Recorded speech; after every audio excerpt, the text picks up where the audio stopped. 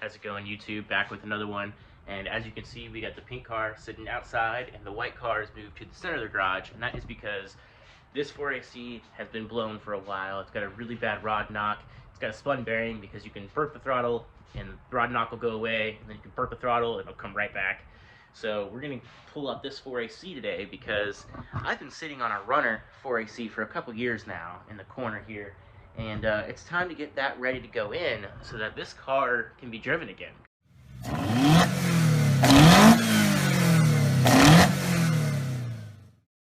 So first on the list is getting everything prepped. So we're going to be draining the radiator and moving it.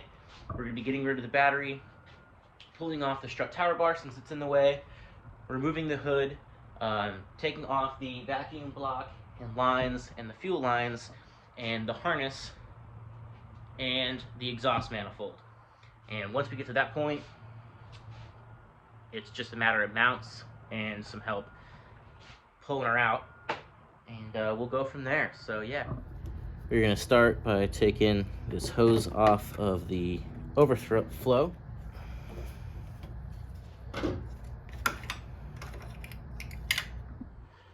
Alright, so from underneath the car we got a pan. This is the petcock that we're looking for.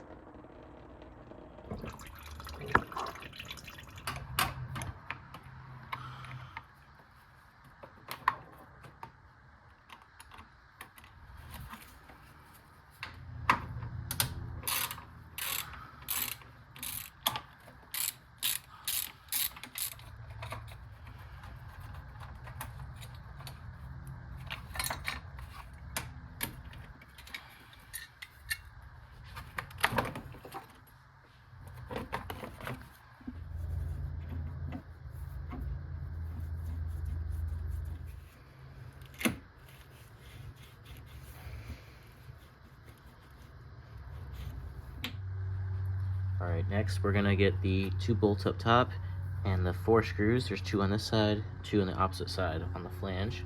I'm gonna start with the screws.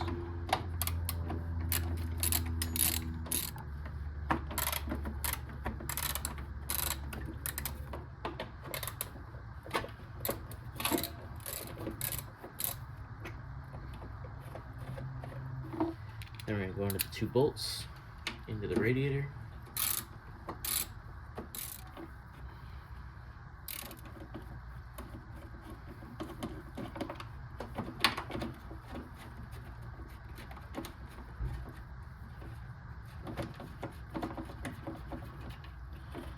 Top half should just lift off. Bottom half should just be clipped into the radiator. And you can usually just swing her out really carefully.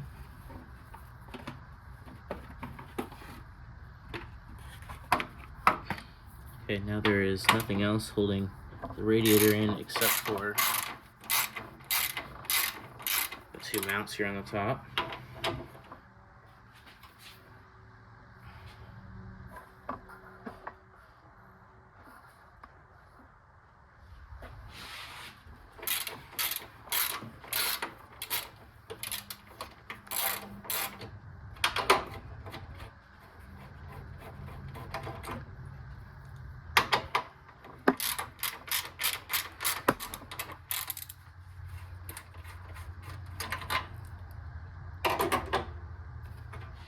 Radiator, just gently pick her up, make sure we're not rubbing it on anything, we don't want to bend any fins, poking holes. Alright, so as you can tell, with the battery and the radiator out, we've got a lot more room to work with. We still got the exhaust, the AC, a few other things to take out, but we're getting there.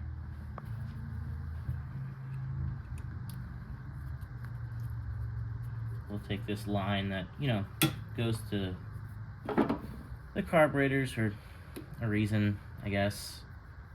It goes to the charcoal canister that by law has to be there. And so, yeah, it goes there. You know, it goes there, because it does. The DMV likes it. And then, we'll just sneak back here with a 10mm.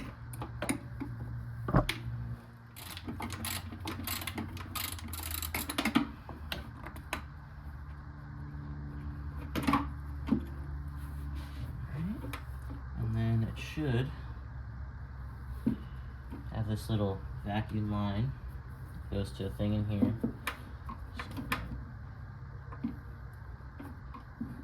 So, twist and pull that vacuum line off.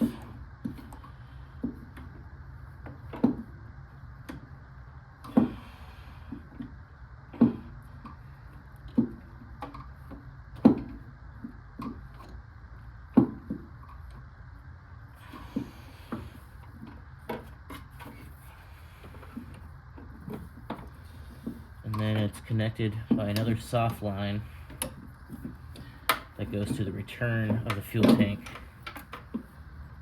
here. So we got another big clip.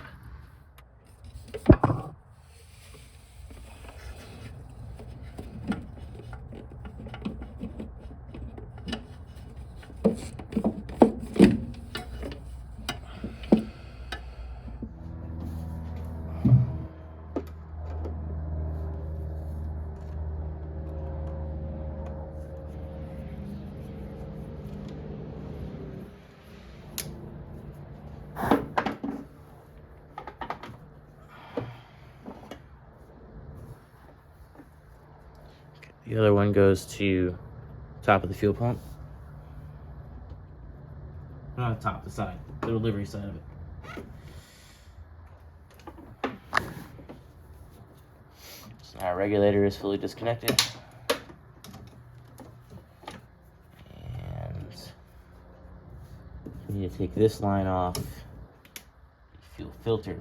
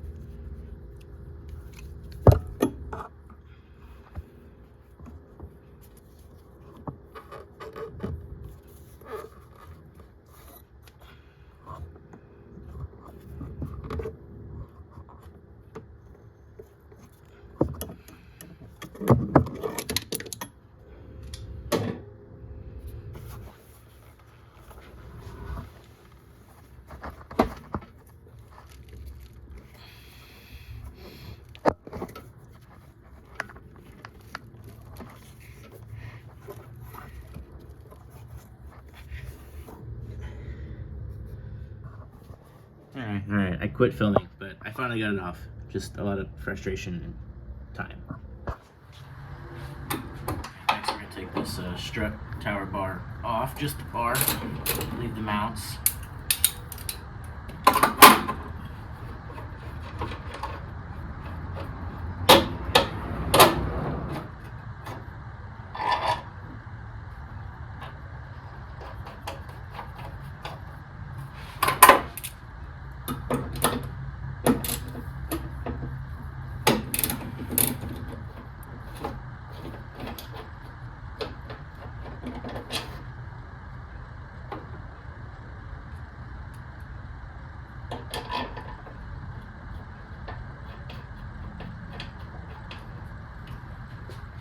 All right, now the last thing on this side is the O2 sensor. So we go ahead and get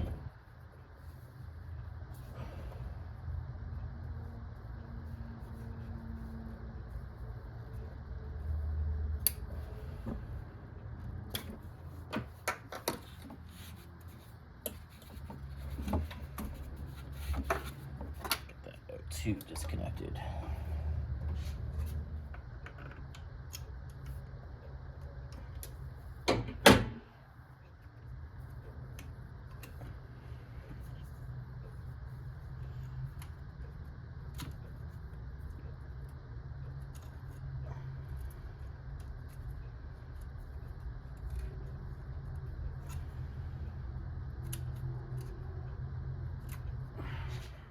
Alright, sorry about that, my camera died on me. It's now evening time. I got the vacuum pump disassembled, the wiring and most of the harness pulled away except for what goes down to the transmission. Everything is separated except for the AC compressor that we need to take off because we're going to keep the system sealed. So we got the compressor off. All of the stuff underneath the car, like the exhaust and the clutch line and all that stuff, the interior and the hood. Now's a good time. We're going to take the hood off. So first we're going to pop this little line loose, and then taking the 4 bolts out, we're going to carefully remove the hood and store it away somewhere so that we can get an engine hoist in here with no problem.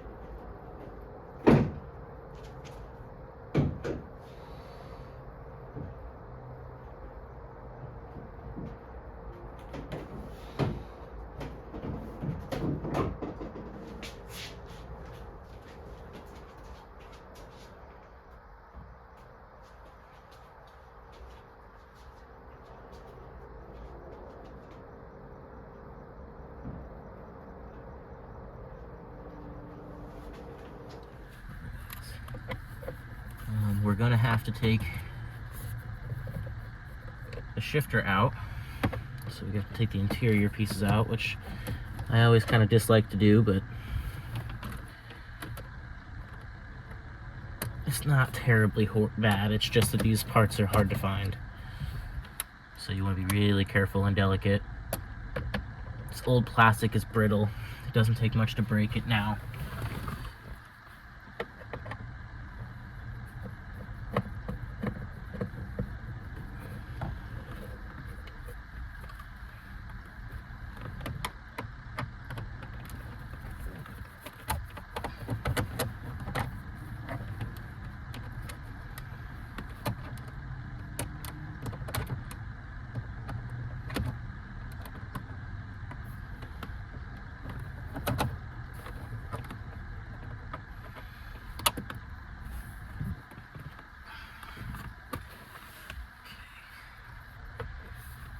And with the e-brake set, you're going to lift it up.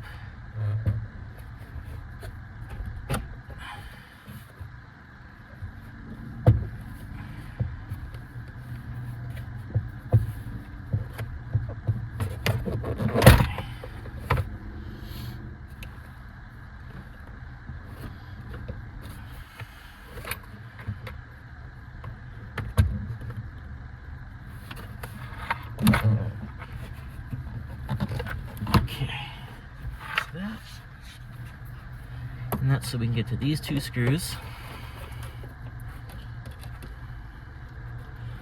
Oh, this plastic's broken. That sucks.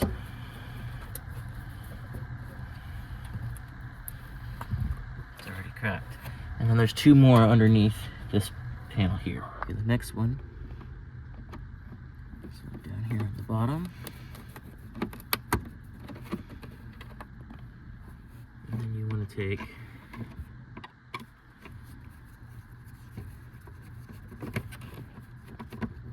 two on the bottom here on either side, and the two on the top on either side up here.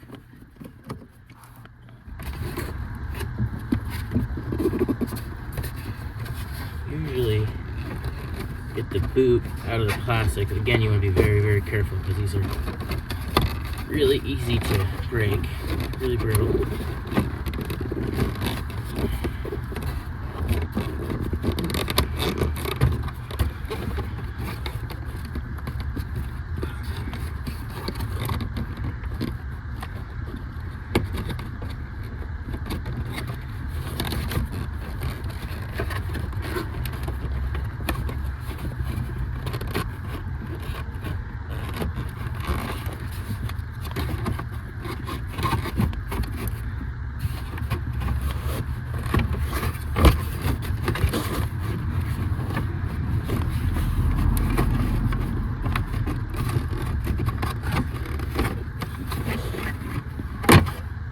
Very careful. Then you take the 4 bolts for the shifter out, shifter boot.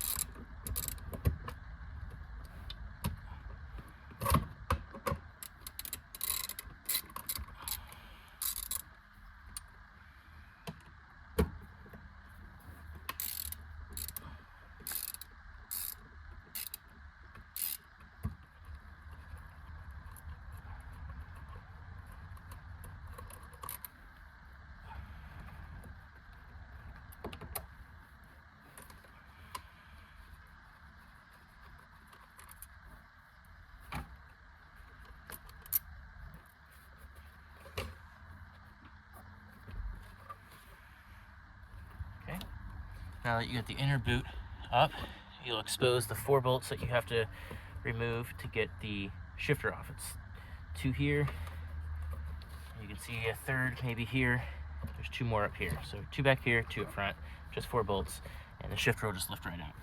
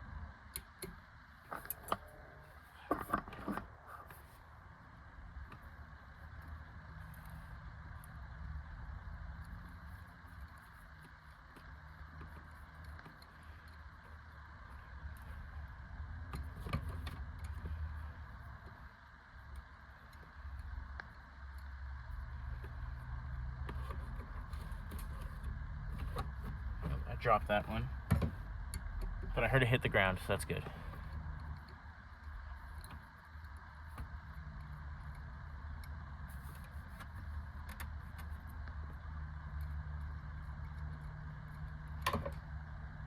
Oh, I dropped that one too, but it's right there. All right, and then